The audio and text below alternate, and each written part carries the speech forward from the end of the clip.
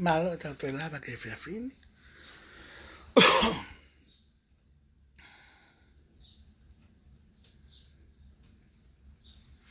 Pea ko toki ha mai ni nau. Alo ngau e. We. Pea ko toko os e mau kai. E mau tina. Pea ko loto lewa ke uhau o whate ki laivi ko ni. Ko e laivi e pe ki e ka patoa.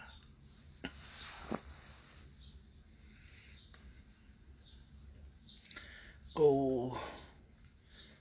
pisi fo ke ngā we. Pea o ko we ka taimi he ngā we ki te no fo ai o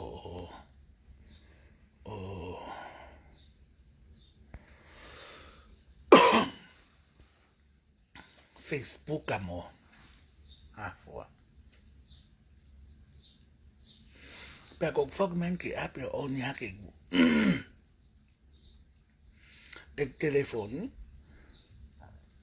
o ko lahi ai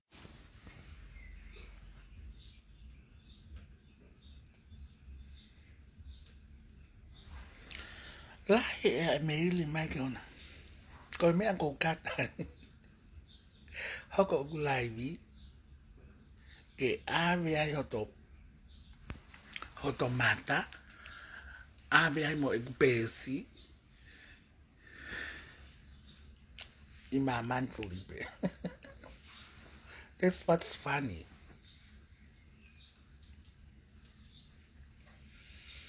Pea ko so hifo ko e post ko e pesi ko e whakamau laini. Ai ko no ingo aia ko whakamau laini.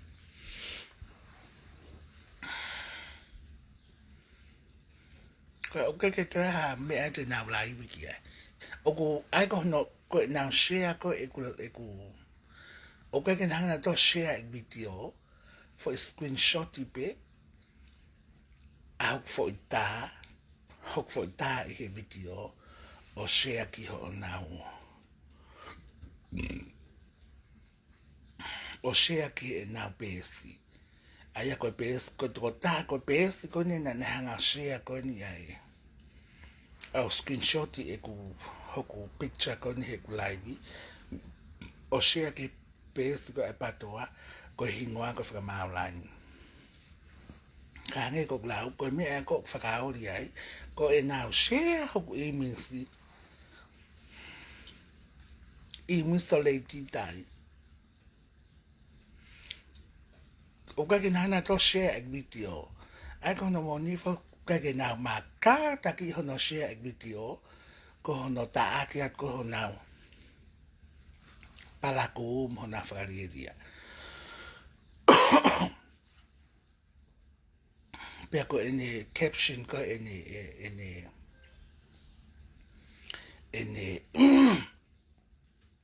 ene fo i post ko e o kune pehe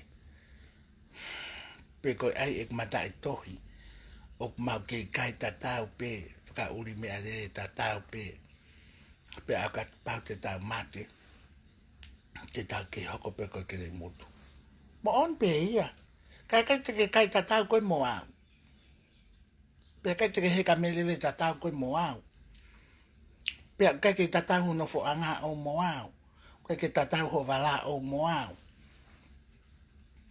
ka koe mea whaka uri ai ko o pesi pūlo a mai kona whaka maulaini koe mea ko whaka tupu ita ko kai o hake ho fu mata toto nu ke tau fesi o whake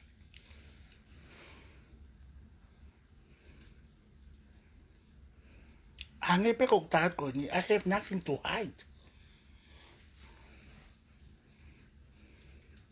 ka te fie fai pousi fie tau lau a si hake ho mata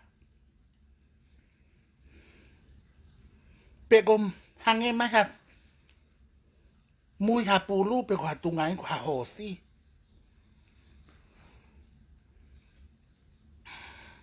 ko mo mi a ya ka patoa o pe si pulo he ke asma mo mata hange pe ko fa mata la ma pe pa pe mo mata elo pe ku le ki nego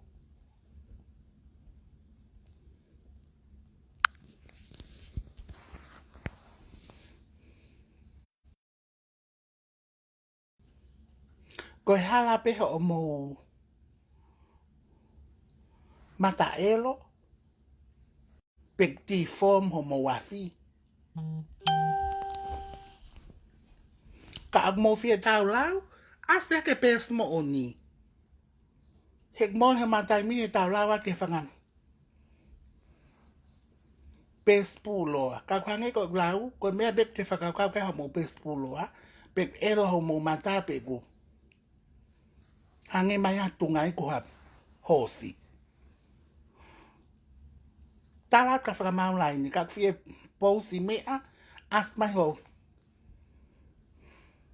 tungai ku ke ta fisio fak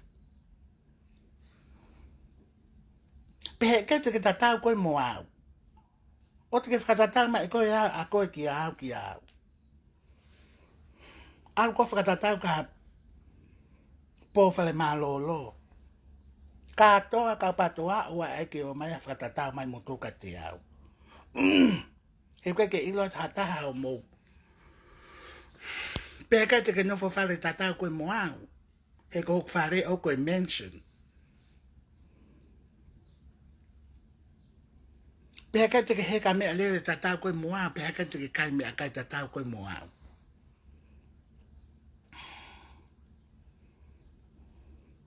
tu ko fe tau lau he ko ke as mai ho mo fa si ke tau lau he ko fra mau lai ni mata elo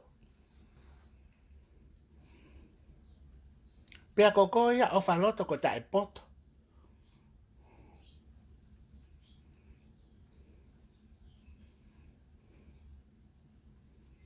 ke te sio he fokita ko tomata hangi ma tu ngai ko ngeli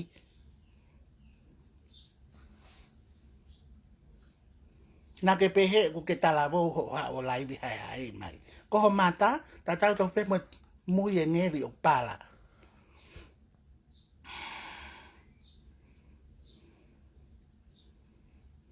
mo fisi ia fo ko no le ai fra ton tonu ai mo tolu ho mo tai ko nga tai ka o pli che matamo senio la ko me e ke va fufulu ake afi fie la ko tai kuonga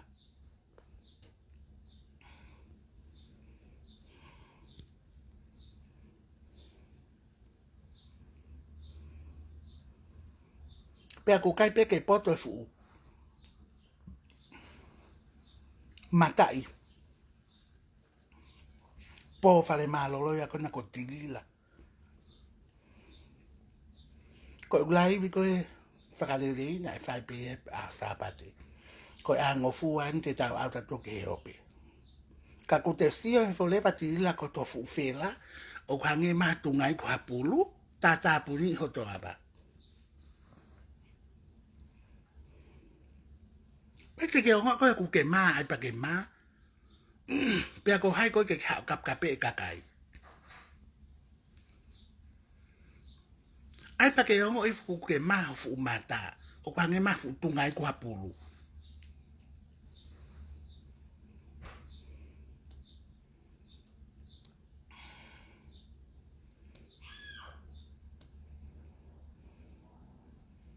pe ko fie me ke tu me ke kape ma tol ko ha no ina alo e ke ka ku te si e vo le ba ku mo hu i ki ta e ope na tala na to ho i ko ho tamai ho fa e tangata ko me fa se sele ha fa e ko ne ilo pe hanga no tunga ni o e mo ko ke ta ni ma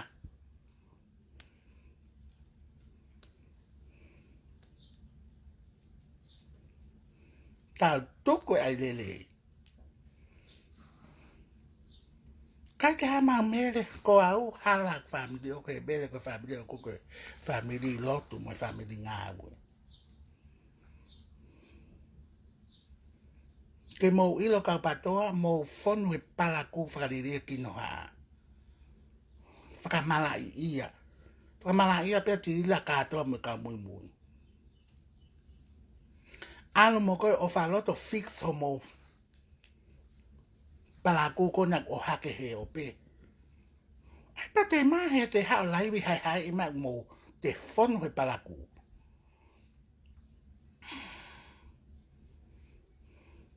Pago whai ai koe ha taha e o whaloto ke hao laiwi o tātu o ku ke talavo hange maha mataha mene.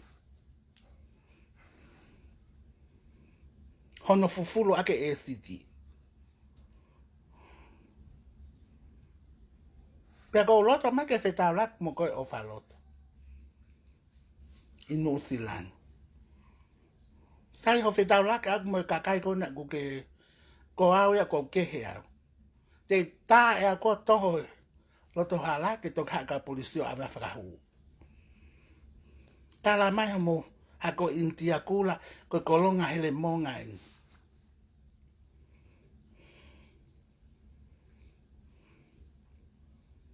Tā puni ake ha foto ngā tae o mō ngutu.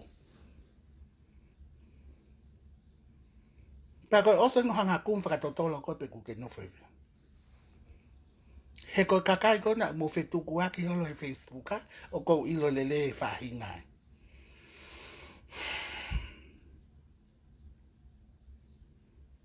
He nā unofo a tele taula. He nā tokon pule e toko ak whae. Ia mea I pēr mo hate ia puli au. Pako ho mama fuhinga halo ko nako o osi hilo ho family. Hono o mai katea. Kai ke kea tako whangatunga ane a ngai manu. E nā o tutu a tonga.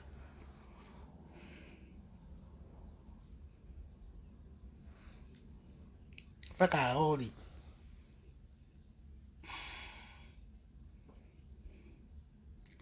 Alu holo pe koe o whaloto tapa nā usio au koe nus. Ha so pingi nusilani.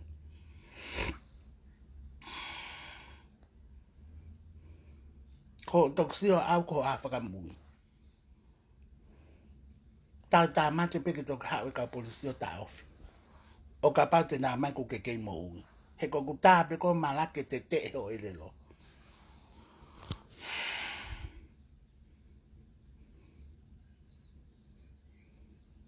Pea koe mea koe na ko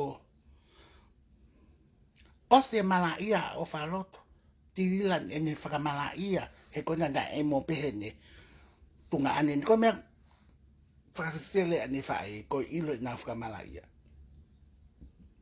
Toi aluhake mo mea ea koe na ko mele tupou. Ke ilo hifo e koe ku ke komo ho tamai.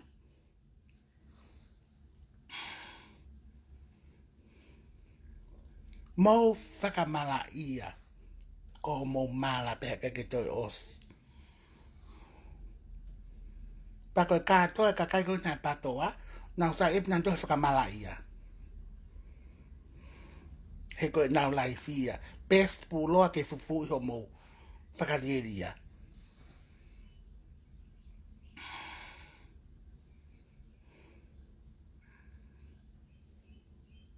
Pea ke mo ilo he ahon.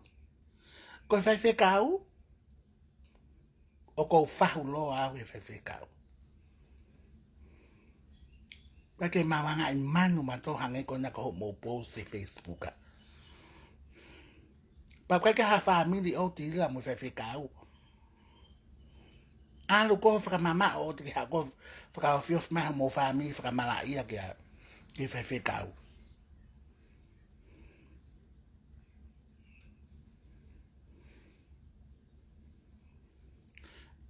Pea ko hono mo oni. Ko sia ko e anga na whetohi aki. Ko e fo I loto elo mai pekatia.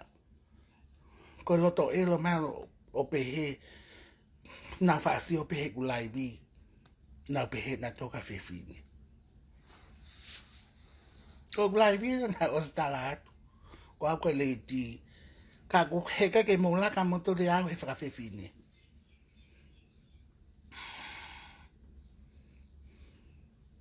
Pea mo fisi I ano le ai mo toke tuiha mo poti. Tuiha mo poti si.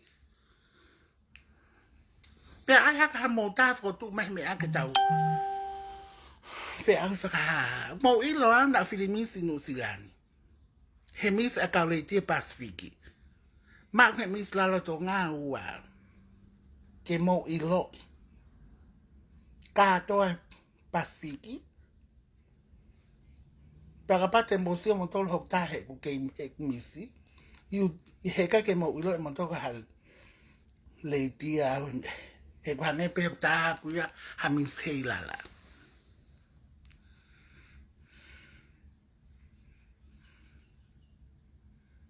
Tal pe me ke si. Na misi ko hok tau tahi vaya. Ka koe osen ko hanga post. Koe mea ku kau vea he ko post at ko mo pesi. O ka ke mo hanga approve ma e ku posti.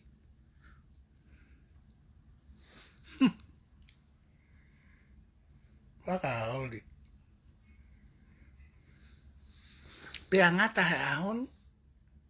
Ha mo nofo ke whakatata mai mo tolo.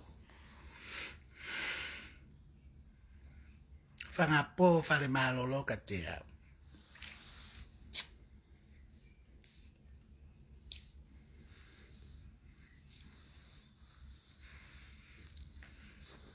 Tako koe o whaloto. Wake ilo pe ko whe polo ka whereti o kuke nofo ka iai nusilani. Pe kuke os nofo whonua. Koe ose ko hanga kum whakaauliriki ho. Historia mo ho pio ka lafi. Ke ilo.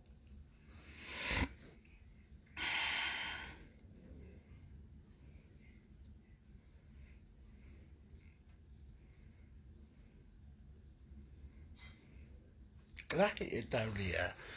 He kau patoa whakalangata aki. Fonu he whakamala ia, fonu he po whare malolo, fonu he taraka whakamaulaini. Ke hopo mai mohono sika totonu. Ko aha ke pesia ko ki imanu. Ka ke tawhan ki imanu hono whetongtongi hono profiler.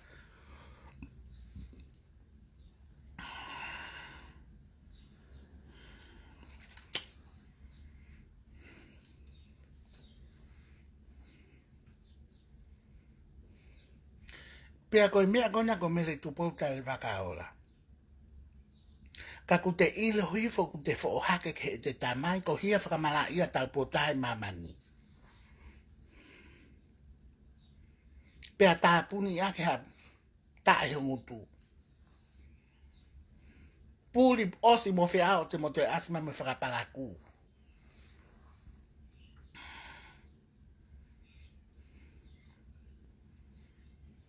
Piko waka re whe e te u a koutou whamiri. Palaku whakamala ia. Peheka ke ose malak. Ko me whakamala ia ko mea totolo.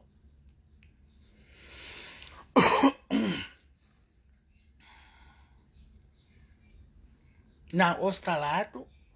Owa na mo pehe mawale tau kape. He ko kuha kono live ko ni he ke tupu e live i ako.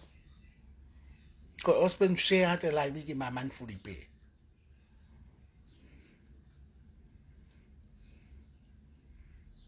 Pe atala ko tu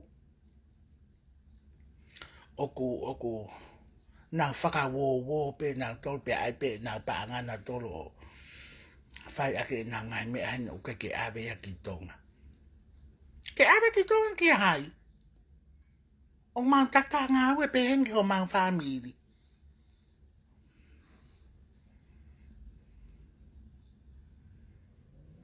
He o ka pau na ke toko ni koe whi au ko family. Na tau tuia ki ho mo mea ko na tala. Ko mea ko talata rak tapu ni a maha to ngai family. Ka ue hangi ko whi au. Puta tone tia ki whe mo whe. Ka ke talu aina pe ta mai nai. Te ke aha sirini a pe he ia ki ai.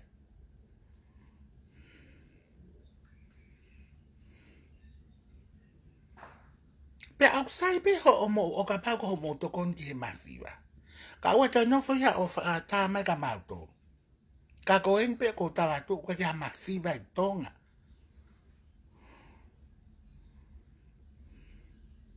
Paksot ke mata ingut te family ko na namulang ang naufale. Ke pehe hanga ya masiva.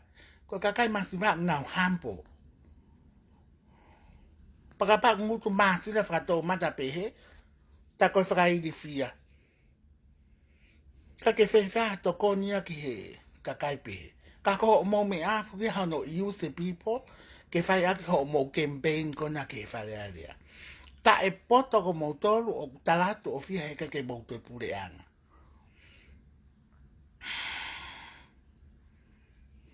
Pea pose hake e Sheroni o pehe o ku o si ilo me palasi. O si ilo me palasi ho mo wanga i manu.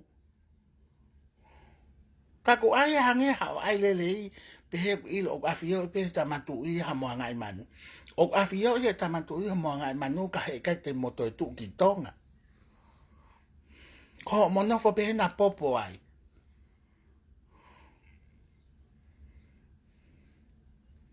Ka tala fokotu pose hai hai ake na pesi o si afio pehe tamatu i e na kape mo. Me ako e loi mo hilo loi. Peke a me aia ko lea mo on. Lea loi pe time ke time. Pesi loi. Lea loi. Fau loi.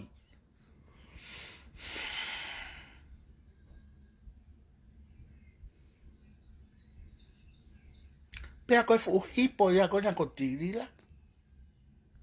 Tatu o fia ke tu ho o. Ngutu masi lam ho lea fofo hui. Kaku te siho fi kakita to fu usino. O fe ape mo ho si vai tapu ni o to ava.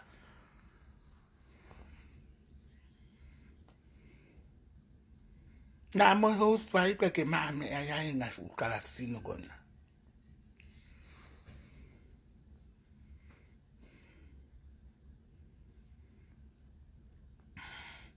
Ko me ako katai. Ko kai ke share video aki na me ako opo sio. O speko pa screenshot i lev haku fo ita. Kai ke a tau ki ai. O ko fia wai ke famous hok fotunga. He kok fotunga fa fo off. Pa sai pe no share an hang mata he ko mata ke si off. Pe ko wanga pe a big stage.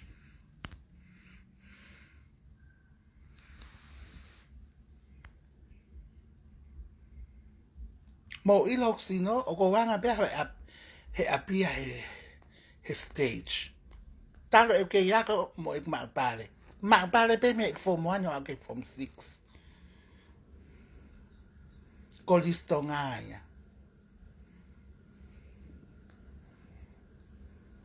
Pero que puli e ko listo ko ateli. Tal pe ke yak pa ko wanga pe he lu ki moa. Ke stage of it loak me ho e ki. I love appearance in public. Now tal pe wanga ang me he form 1 o ke form 6. Ke mo longo siki ai.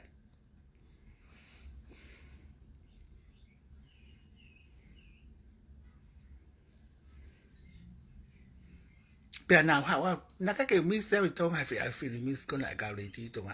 Na to hawa o Philippines in New Zealand. He fu fe au ka to ai ufo no pasiki. Kwa na fa fu nga atonga and I came second. First runner up.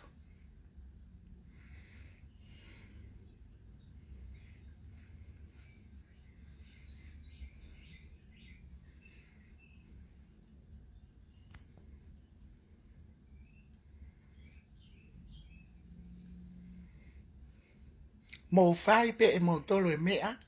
Ko hange maha musika hatungai ko hapulu. Hek mo pes puloa. Ko fie tau lau ka ma pes puloa. Mo le hoku ea mo taimi he ko hawa laiwi. Ka ko kaya tuen ke ilo. Ai posti ko na afra mawalai ni.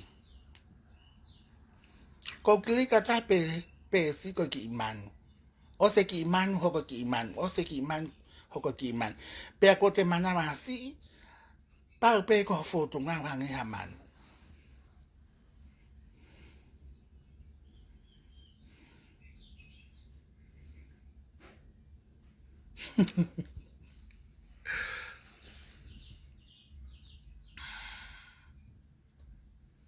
Pea tuku ai po o komen po ke kovi. He koa kuni o faloto. Koe ha ke fisia no tala ke tuku ha bleach o mata. Moi o hu i mai fe tau putu o fai ake laivi. Pak te kai ke talata ta kusai u hanga ai atu ke ilo. He ngani vale pe whakamaa. O kai te foi tu pe kita ko tu e fu o pure tago e ke o mai mo ya ke laivi. Si kui, mo ilo si kui ni. O kuia o na hinga no nga ka palangi si kui ni wa no time. Ko me ke tok tu he po uri.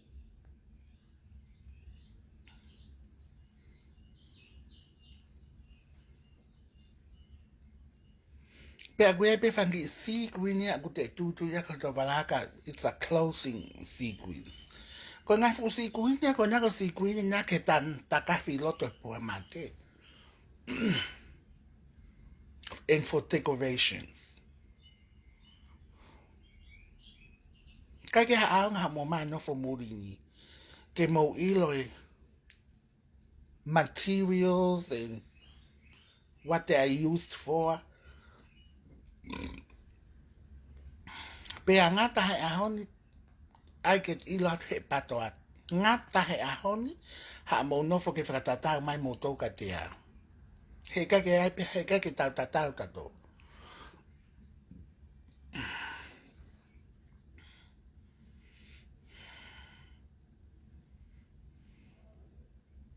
Never.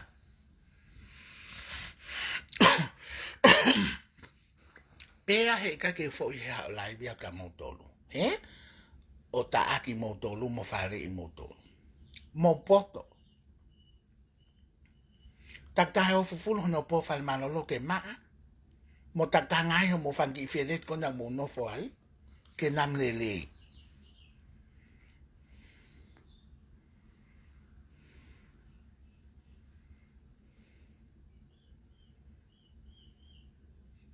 Ka ke sikuini au I have never bought sikuini.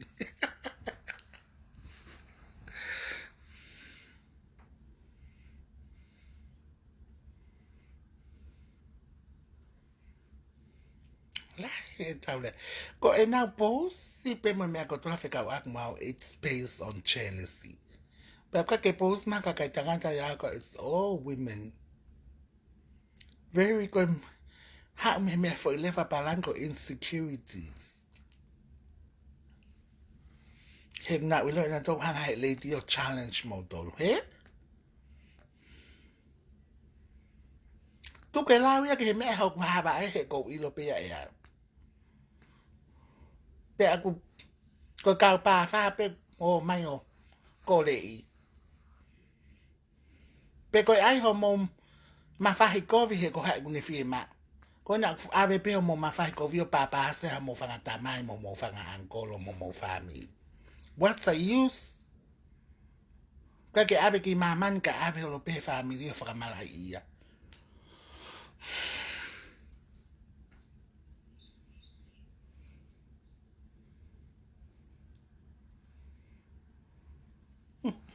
Whakaori.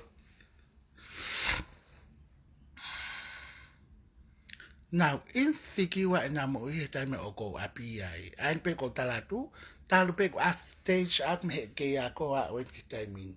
O ko sa i al ke highlight.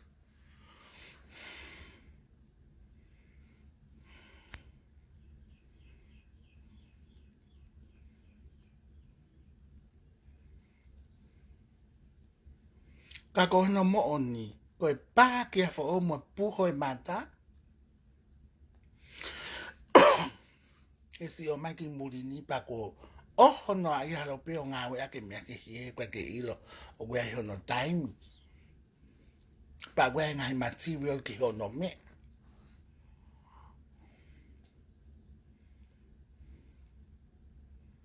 Ko ha mo fisi ia no le mo tol ho mo te teu. Tai kuonga.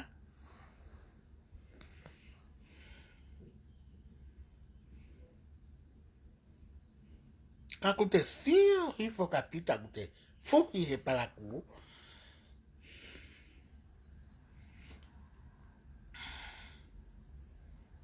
Pea te mo confused pe mo to he sio iau.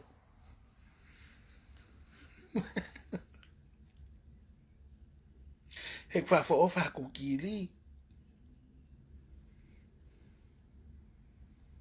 Kwa te hange ko kiri ofa loto. Bleach pepe ako.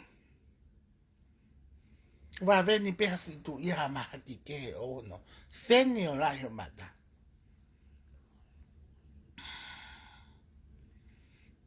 Pagapag te ke tarai rata. Hange maha mata o ha mui hangeri. Fu mui hakori la ko para. Guess what it looks like.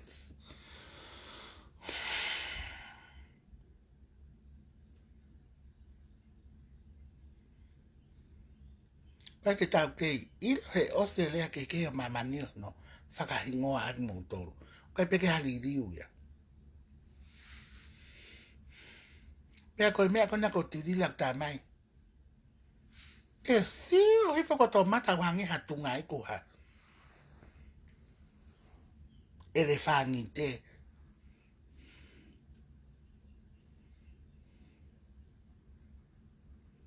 Pau kai peke ke poto ke tui hapotis.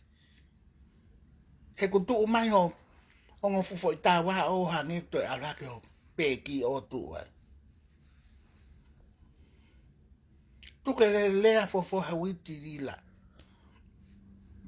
Sio hi whakaho whela.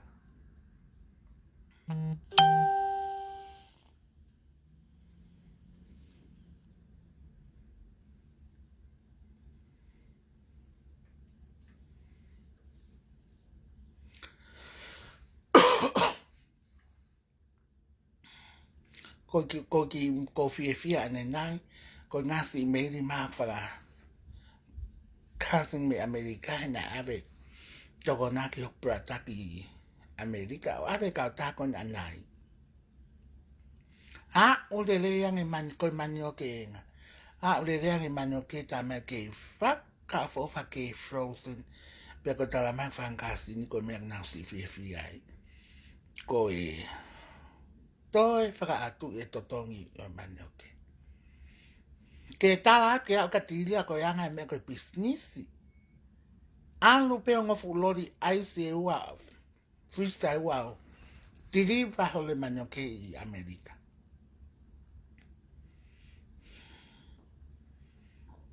Ko ia i nansi whakamalo lahi atu. He toko lahi whai.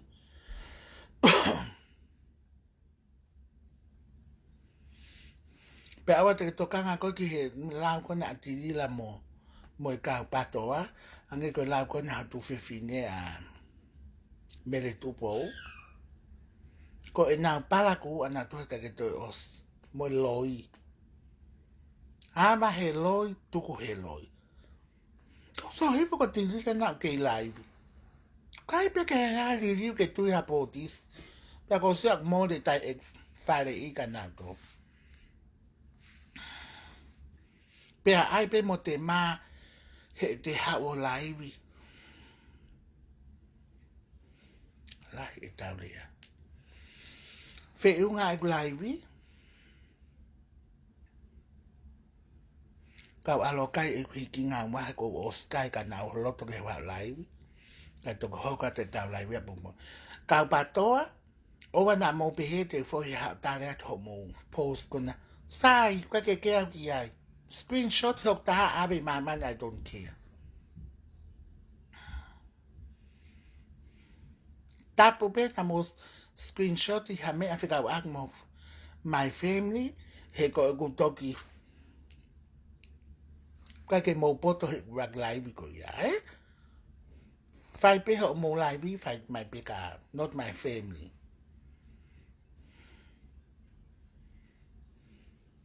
O wha ke family tu pe, mō family and friends. Please, family and friends, oa te mo offended he ku live, tuku pe mo e live he ko live ko ni whakatau. Mo a pe ki he kau patoa. It's not about anyone. Peak mo os ilo people who knows me, you know me very well. It takes a lot ke we hok la maji mo hok atamai ke wa ofai nga alive. So don't get too excited he ko I'm okay. Tuku pe live ya ke alu he ko hinga he ko live ya ke kakai ke. Ko live ya ke fanga mano.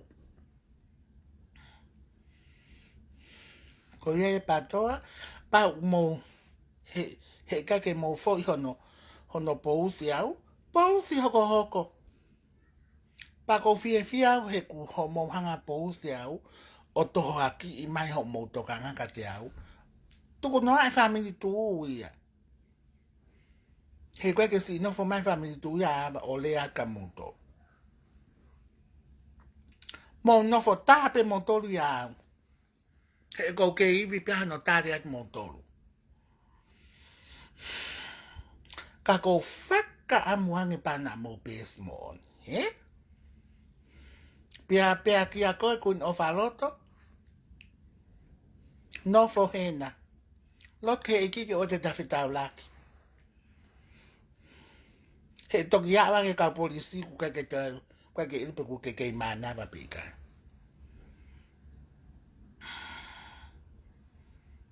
awe o ki hako intia kula ko nari he kasere he kwa ko ka hafe kasi a ko futonga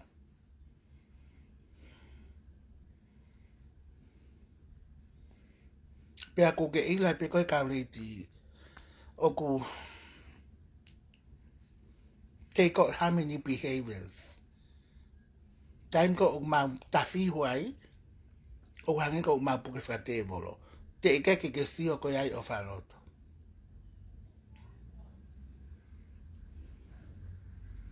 pe ke to hela ko foi ala pe ako to o mai o mana ma to tape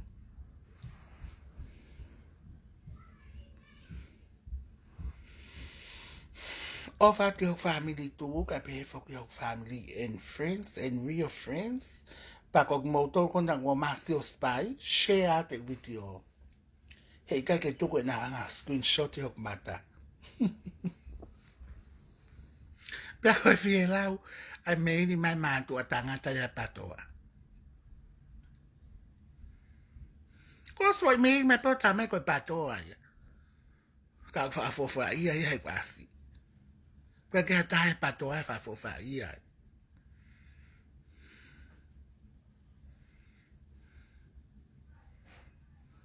Kako ki matol tu, o kaka kakai matol ke abe whakamaama hangi ko na ko motolu.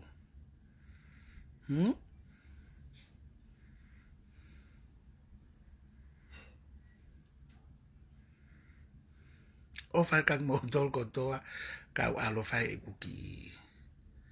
O whai family tu, mo te ho tau aho ke awata, ta te fie hako mea ku kala e na mo ui. Everyone have a good night and stay tuned. Kaya pe hame ako to live. Bye for now.